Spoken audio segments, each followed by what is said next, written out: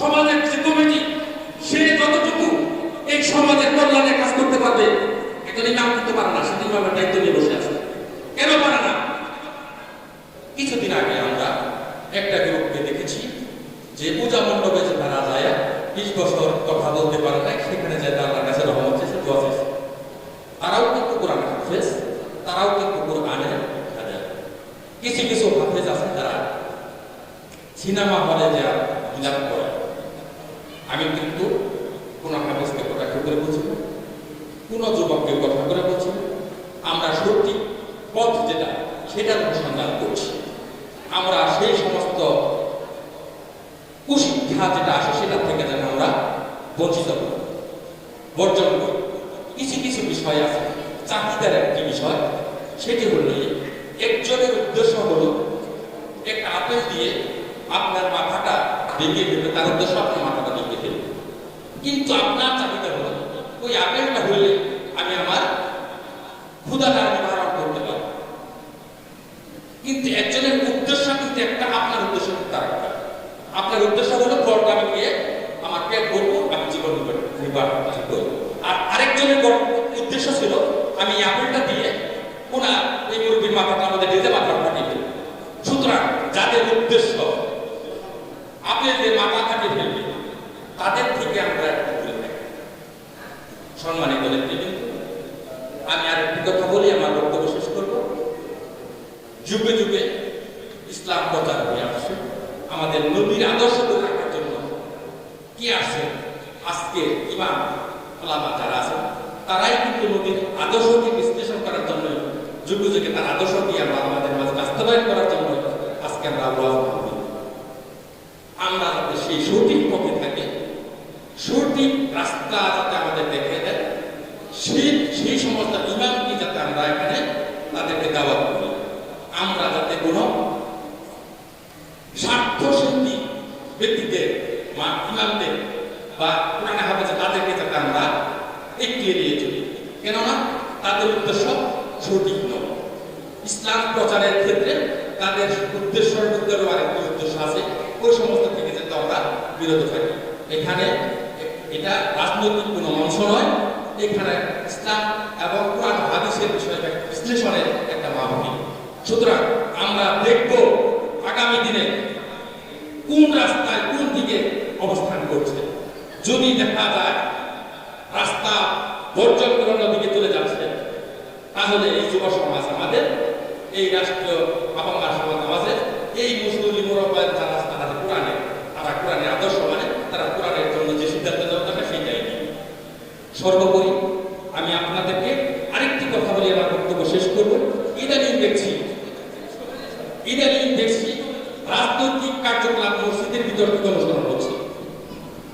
বক্তব্য আমরাই চালাই, আমরা যদি কথা বলেন, আমি আমাকে দাওয়াত করছেন কেন? আমাকে দাওয়াত করছেন কেন? বলেন আপনি বলেন না, আপনি বলেন, আপনি বলতে থাকেন, বলতেছেন বলতে থাকেন, বলেন না। আমাকে সুবিধা হয়েছে কি তারপর আমাকে কেন চাচ্ছেন? বলেন না। আমি ওয়াজ মাহফিলে আসি, আমরা অনুদান দিয়ে সার্বিক সহযোগিতা করে এখানে এসে দাঁড়াই। আর অনেক পক্ষ সবার কথা বলছেন, অনেক পক্ষ আছে, অনেক বিনিময়ের আছে। বিচার করতে হবে। একজন সমাজবাসী, সমাজপতি, সমাজের যে কমিটি সে যতটুকু এই সমাজের কল্যাণে কাজ করতে পারবে, একজন ইমাম করতে পারে না, সেদিন ইমামের দায়িত্ব নিয়ে বসে আছে। কেন পারে না?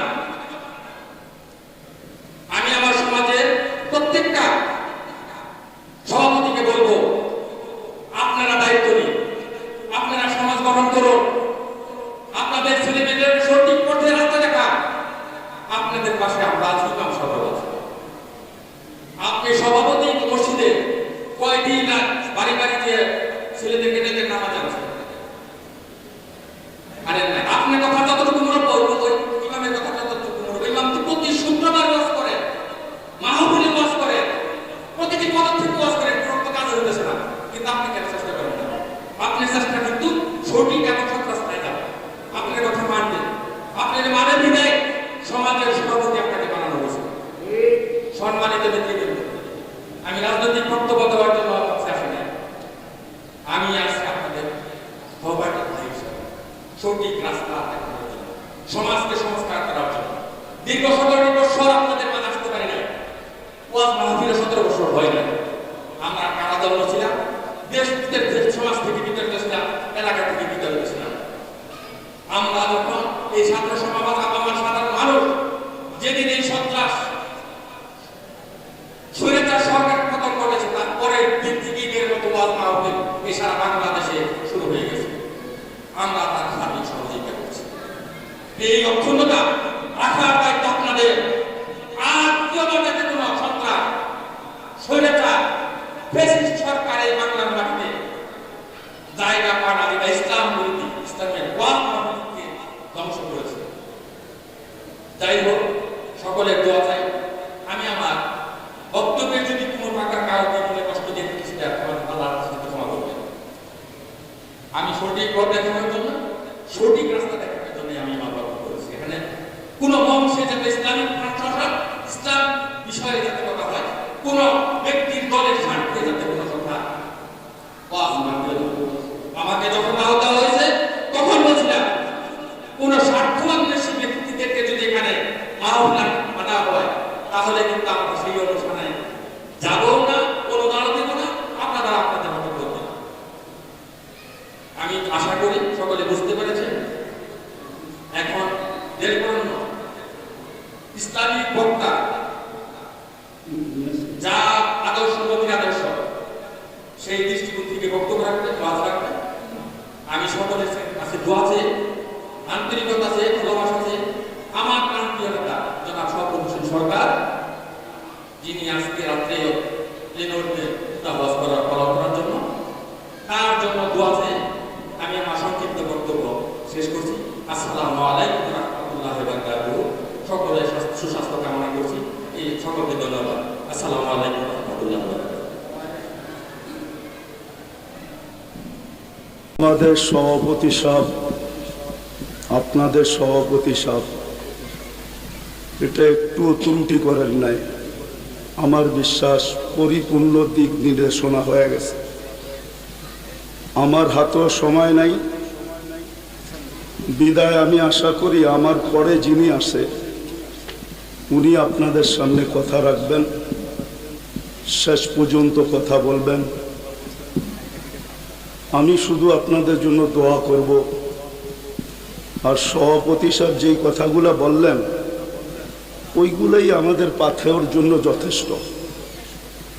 কেননা ওনারা আমাদের দেশের কর্ণধার, ওনাদের কৃপাই আমরা বেঁচে আছি।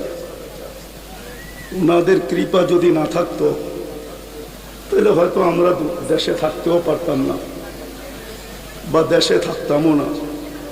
কোথায় থাকতাম আল্লাহই জানে।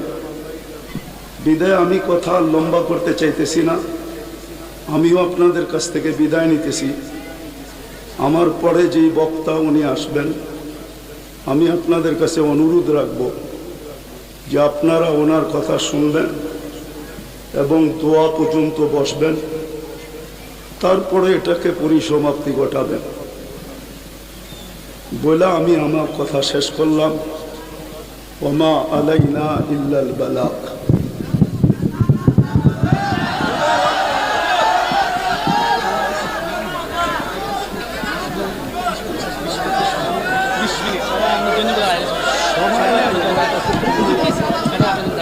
সময় নাই আমার কাছে, আপনি বসেন, আমার কাছে সময় নেই।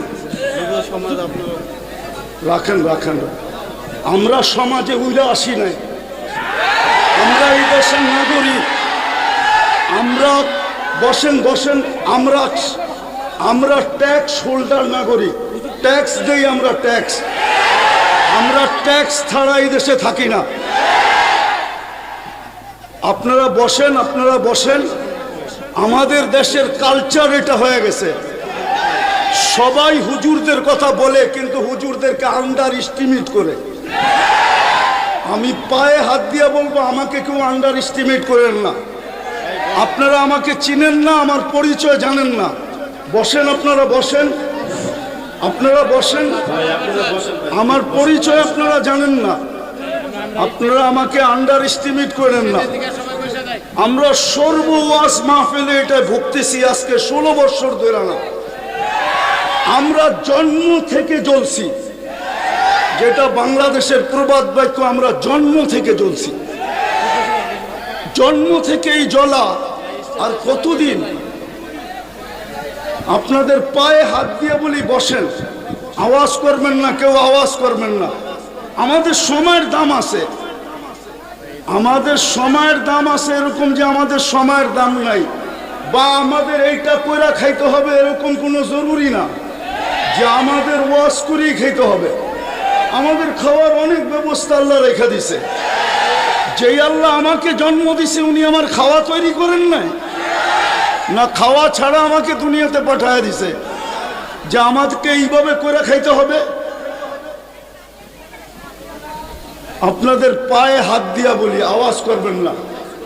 বাস আমি যেটা বলছি, সভাপতি সাহেব আমাদেরকে দিক নির্দেশনা ভালোই দেখাইছেন, খারাপ না, কিন্তু আমি আপনাদেরকে বলতেছি আমার হাতে সময় নেই, আমার আরেকটা প্রোগ্রামে যেতে হবে।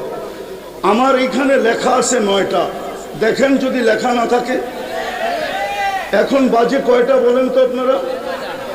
হ্যাঁ, আপনারা আপনাদের লেখার উপরে আন্তরিক না? আন্তরিক না? আপনারা তো আন্তরিক না। আপনারা আমাকে 9টার সময় দিতে পারেন নাই। আপনারা এখন বাজতে শেষ 35 মিনিট আপনারা আমার লস করছেন। বিদা আমি আপনাদেরকে সময় দিব কোত্থেকে? আমার তো ছিল 9টার থেকে আমি 10টা দিব আপনাদেরকে 1 ঘন্টা। আমার মিশনই তো এই যুবকদেরকে নিয়ে খেলা, আমি তো যুবকদেরকে নিয়েই খেলি।